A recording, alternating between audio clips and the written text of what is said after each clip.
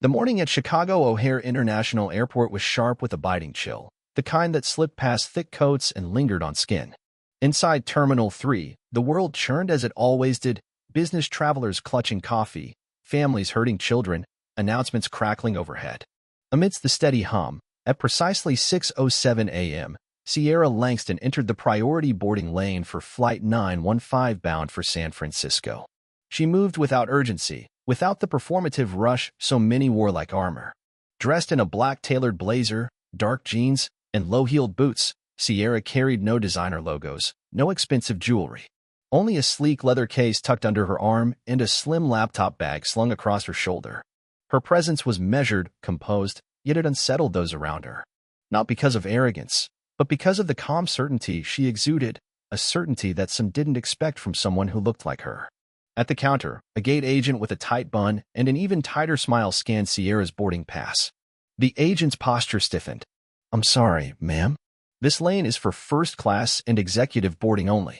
Sierra's voice remained even, almost gentle. "It is. I'm seat 1A. No argument, just fact." Yet clarity often unsettled more than confrontation, especially coming from a black woman alone. The agent's smile thinned into something mechanical. "Let's double-check, shall we?" she chirped, already keying something into her terminal. It didn't take long. Two security officers appeared, one with a clipboard, the other with a radio. Their presence wasn't aggressive, merely insistent. Sierra hadn't caused a scene. She hadn't even crossed the velvet rope. But none of that mattered. She had dared to stand where the world often whispered she didn't belong. "Ma'am, may we have a word?" one officer said. The terminal around her kept moving. Travelers swept past without noticing, or perhaps pretending not to. Sierra felt the stares prickling her skin, not curious, not angry, just resigned, as if everyone knew the ending to a story she hadn't yet been allowed to tell.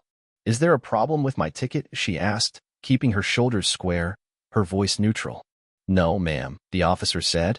"We just need to verify some information." It was a lie, but a polite one.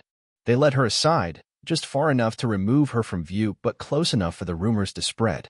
Behind her, a man in a navy suit scanned his pass and breezed through without so much as a second glance. Same line, same seat class, different skin. At the secondary checkpoint, her information matched perfectly. Name, ticket, loyalty status. Everything immaculate. Yet they still hesitated, as if waiting for some invisible stamp of approval to manifest and justify their discomfort.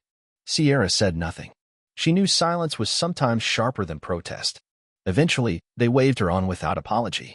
The gate agent handed her boarding pass back stiffly. "Enjoy your flight," she said, her voice clipped. Sierra boarded without flinching, taking her seat by the window. 1A. She tucked her bag neatly under the seat and retrieved a slim envelope from the side pocket, gold embossed, heavy with unseen weight.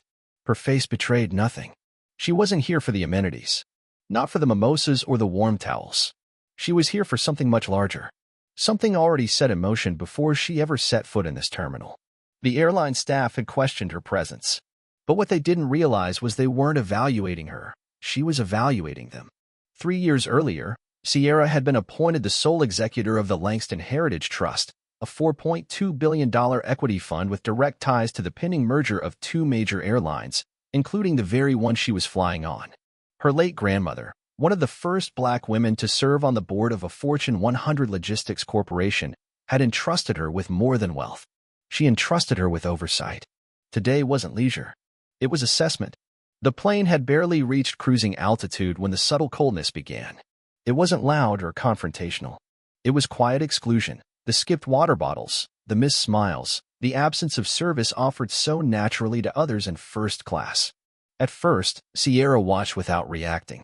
Row by row, attendants served champagne with napkins, exchanged cheerful banter with familiar faces, and skipped her. Not out of mistake, but out of something far more deliberate.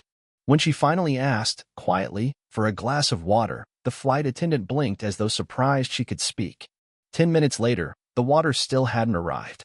Sierra didn't ask again. She didn't argue. She simply waited. Power, she knew, wasn't in the demand. It was in the patience. Across the aisle, a man, middle-aged, polite discomfort written on his face, removed his noise-canceling headphones. "You okay?" he asked softly. She nodded. "I'm used to it. Not bitterness. Just truth."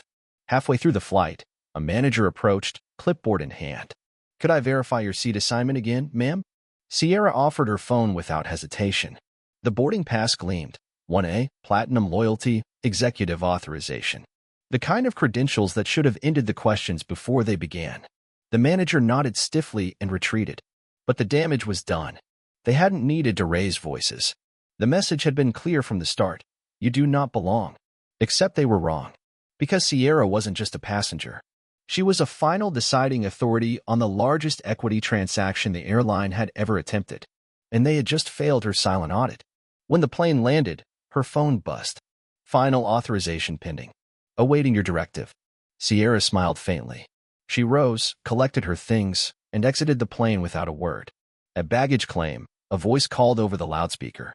"Passenger Sierra Langston, please report to Oversight Services, room B17. She followed the signs, stepping through a frosted door into a small room where a man in a navy blazer waited. His badge read, Miles Harrington, Compliance Officer. "Ms. Langston," he greeted. "Thank you for coming. We had some concerns regarding your experience on Flight 915. Sierra set her tote on the table, calmly withdrawing the gold-embossed envelope and sliding it toward him. Inside were the documents tying a $4.2 billion investment to the airline's merger.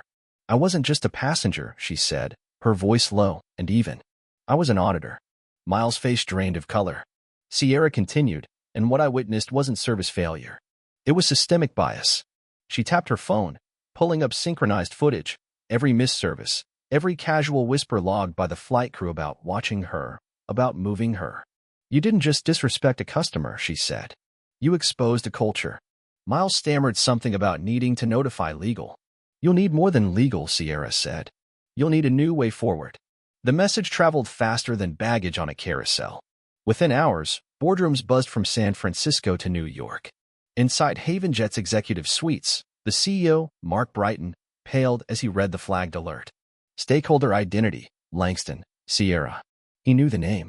Everyone in power did. The merger depended on her. Quietly, swiftly, heads rolled. Gate agents reassigned. Flight crews audited. Training programs rewritten. But it wasn't enough. Because the problem wasn't just individuals. It was the unspoken, unchecked assumptions baked into every layer. Days later, Sierra walked into HavenJet's glass-walled conference room on the 54th floor. No applause greeted her. No cameras. Just executives standing stiffly, legal pads in hand. She placed the envelope on the table. Beside it, a new document, an addendum to the merger. Mandatory bias audits. Anonymous internal reporting. External DI oversight tied directly to executive bonuses. Mark Brighton leaned forward, his voice hoarse. "Are we being given a chance to make this right?" "No," Sierra said simply. "You're being given a chance to start over." She turned, walking out of the boardroom as quietly as she had walked into Terminal 3 days before. Her footsteps echoed louder than any speech. Because the silence she carried wasn't weakness. It was power. The kind that rewrites systems without raising its voice. The kind that forces the world to remember her name, even if they never saw her coming.